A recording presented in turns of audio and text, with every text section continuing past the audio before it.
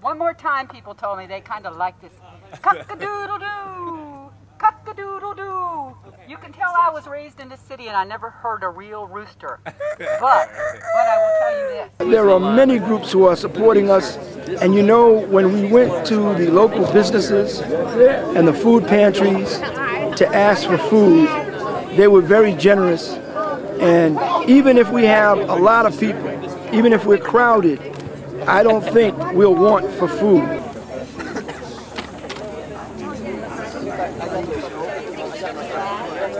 I'm Herman from the city of Jazz, New Orleans, survivor of Katrina.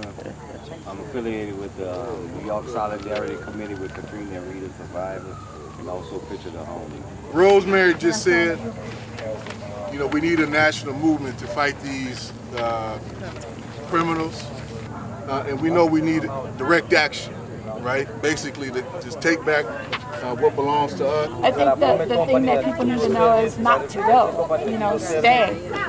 Don't during the middle of the night and just go because they ask you to leave. You know, to resist, you know, and stay in your home. It's your home, you know, and I think that's the one thing that we need to get out to people is to stay. A good example of movement building, I never met this lady, but I feel as I know her just through email communication, the numbers of emails that pass through my inbox around Rosemary, and I feel like I've known this lady forever, so it's nice to meet her in person. So I know folks are sticking together, and there's a movement standing behind this lady to make change. So when we talk about jobs, when we talk about unemployment, we also need to go into the understanding that some people are being affected more than other people. What I mean by this, yeah, we have unemployment. But guess what? If you happen to be black, it's worse. If you happen to be undocumented, it's worse. If you happen to be a woman, it's worse. If you happen to be gay or lesbian, it's worse. So we need to understand this, that it's not just a little package, an umbrella, and this is it. Because we need to deal with our own contradictions that we're still building inside this movement. All immigrants should have the right to start businesses, and we don't want any of our Arab or Korean or Asian sisters and brothers certainly being discriminated against if they try to open up a business down in the Point or in downtown New York, or put up a shop or put up a stall to serve food. But when it comes to the black community, they gotta have a different attitude. You know, they gotta have a different attitude. These are people who were brought here in chains and who have been deprived of every kind of opportunity since slavery. That's a legacy of our circumstances, of our ongoing conditions here. And so we have to be first in line, definitely. It's something that the country needs to reorient its priorities toward, building free mass transportation for everybody. And to do that would require a tremendous amount of construction. And that would mean a lot of jobs. And those are jobs that would really produce something. It's a day worker from Woodside, New York. Nos acusan de los problemas que están pasando aquí en esa sociedad americana. Pero ustedes deben saber que nosotros somos víctimas de esos tratados políticos que están haciendo con nuestros países. They are constantly accusing us, day workers and immigrants, for the problems that exist here in the United States. But we must be clear that we are victims of those trade agreements that are taking place in our countries. Good afternoon, everybody. How's everybody doing? I'm a Katrina survivor.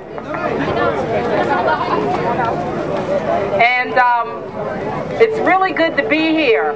I'm not going to be too long. I'm not really a public speaker. I'm kind of on the shy side. I've begun to speak out. I've begun to come to rallies such as this because I see that I don't have a choice. See, they make you feel bad if you don't have a job. But if you're unemployed, you are not alone. If you don't have a place to stay, you are not alone. If you are facing foreclosure today, you are not alone. If you don't know where your next paycheck is coming from, you are not alone. We are the many. This government and a lot of us see us as the few. But don't forget, in the fight of David and Goliath, of Cuba and the United States, Cuba won, David won, and we are victorious. On the move, let's march on. We say fight back when they say cut back. We say fight back when they say cut back. We say fight back when they say cut back. We say fight back when they say cut back. Fight, fight, fight. The job is a right. We're gonna fight, fight, fight. The job is a right. And I want to play a very important solidarity message from one of the most renowned political prisoners, not only in this country but around the world, and that is Mumia Abu-Jamal, who stands in solidarity with the Jobs March. And he is languishing just about 50 miles from here on death row in Waynesburg, Pennsylvania. And Larry Hales and Larry Holmes and I were able to visit Mumia last week on Sunday, and he wanted to express his solidarity with all of you all today. Dear brothers and sisters on the move, long live John Africa, and power to the people who protest at G20. As the ministers of money gather, they meet to find some way to save a failing economic system. They advocate, as they always do, more for the wealthy, but less for the poor. We saw that in bailouts for the bankers, but for the people, foreclosures, lost jobs, lost 401ks, to the protest. From death row, this is Mumia Abu-Jamal.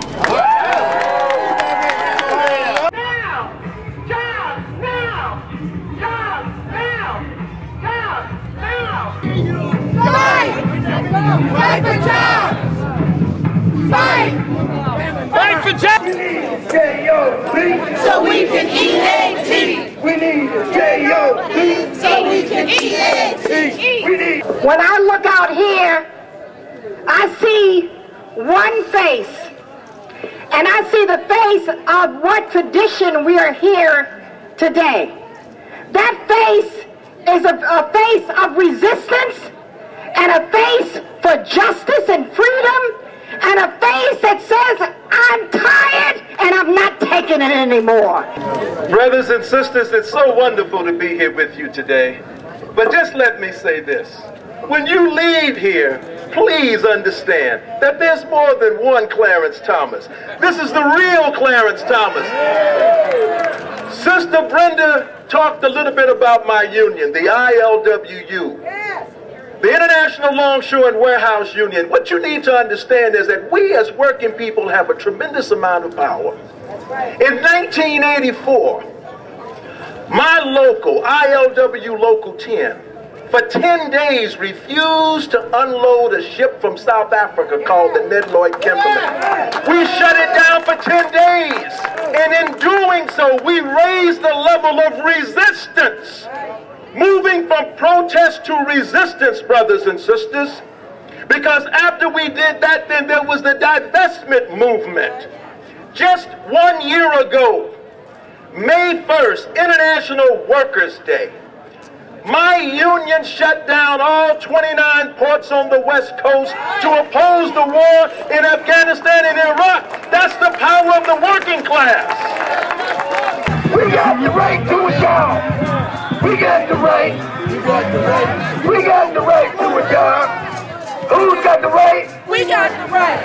We got the right to a job. Who's got the right? We got the right to a job. Who's got the right? We got the right to a job.